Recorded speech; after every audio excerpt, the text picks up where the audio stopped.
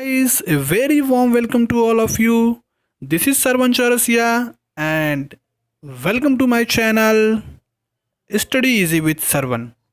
तो आज का जो ये वीडियो है उसमें हम इक्विवेलेंट रेशनल नंबर के बारे में बात करने वाले हैं।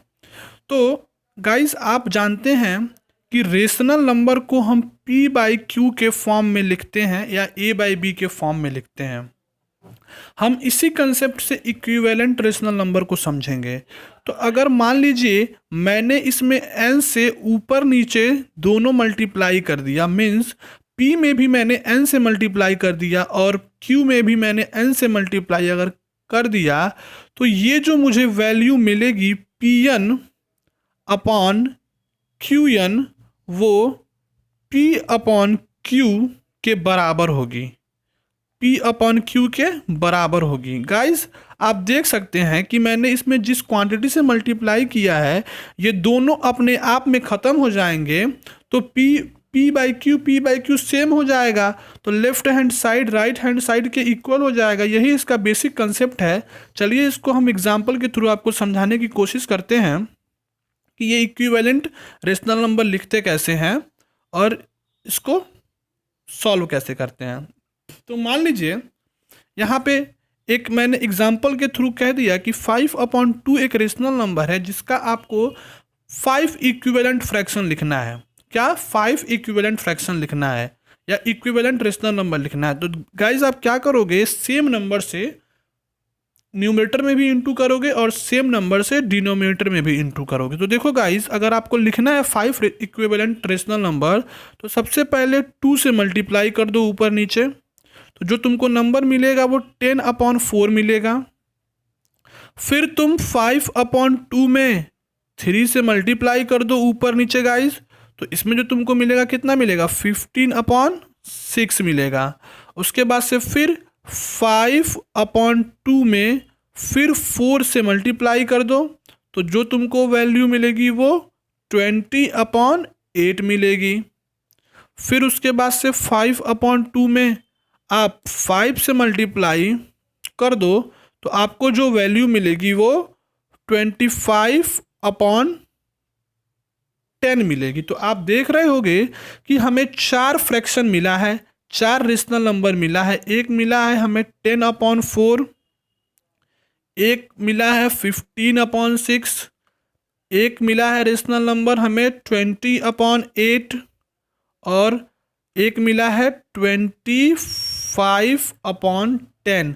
तो ये जो सभी रेशनल नंबर में यहाँ आपने निकाला है वो 5/2 के इक्वल है। क्या बोला मैंने, 5/2 के इक्वल है। अगर आप इसको देखना चाहते हो तो आप इसको सिंप्लीफाई कर दो। तो देखो 5 से अगर उसको 2 से करते हो तो 2 5 जा 10 5 2, ठीक है। अब इसको 3 से काट दो, 3 5 जा 15 और 3 2 जा 6। इसको 4 से काटो, 4 5 जा 20, 4 2 जा 8 और इसको 5 से काटो, 5 5 जा 25, 5 2 जा 10। तो आप देख रहे हो हर जगह 5/2 ही मिल रहा है गाइज। इसीलिए ये जो जितने भी नंबर आपने लिखे हैं वो सारे 5/2 के इक्विवेलेंट है। तो गाइज इस कंसेप्ट को ध्यान रखना है कि आपको अगर इक्विवेलेंट रेशनल नंबर पूछता है तो आप जिस नंबर से ऊपर मल्टीप्लाई करते हैं ठीक उसी नंबर से नीचे मल्टीप्लाई करके आंसर को लिख दीजिए, आपका आंसर बिल्कुल सही हो जाएगा। एक और एग्जांपल के थ्रू हम समझने की कोशिश करते हैं। मान लीजिए आपको -9/2 दिया है और बोल रहा है इसका 4 इक्विवेलेंट रेशनल नंबर लिखिए। तो कोई दिक्कत नहीं है गाइज, आप ऊपर नीचे सेम नंबर से मल्टीप्लाई करते जाइए एक एक आगे बढ़ के। तो ये आपका -18/4 हो जाएगा। फिर -9/2 में आप 3 से ऊपर नीचे मल्टीप्लाई कर दीजिए, तो फिर आपका -27/6 हो जाएगा। फिर -9/2 में 4 का मल्टीप्लाई कर दीजिए आप, तो आप इसका हो जाएगा -36/8। फिर -9/2 में आप 5 से मल्टीप्लाई कर दीजिए, तो आपका ये हो जाएगा -45/10।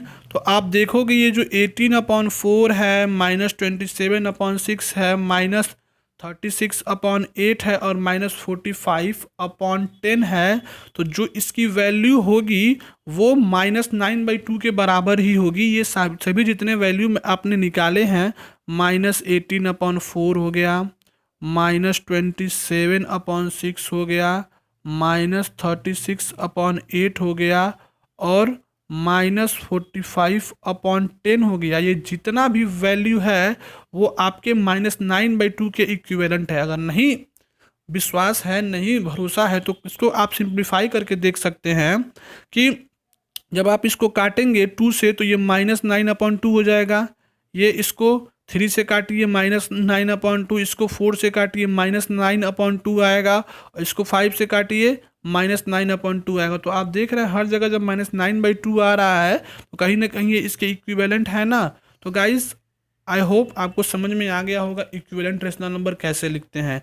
एक बार फिर से मैं रिपीट कर देता हूँ, अगर कितना ही रेशनल नंबर लिखने को आ जाए इक्विवेलेंट रेशनल नंबर, तो आप गाइस सेम नंबर से न्यूमरेटर में भी इंटू कीजिएगा, सेम नंबर से डिनोमिनेटर में भी इंटू कर दीजिए। जितना पूछे उतनी बार आप उसको लिख सकते हो। आप हजारों इक्विवेलेंट फ्रैक्शन भी किसी फ्रैक्शन का लिख सकते हो। आई होप गाइस आपको समझ में आया होगा।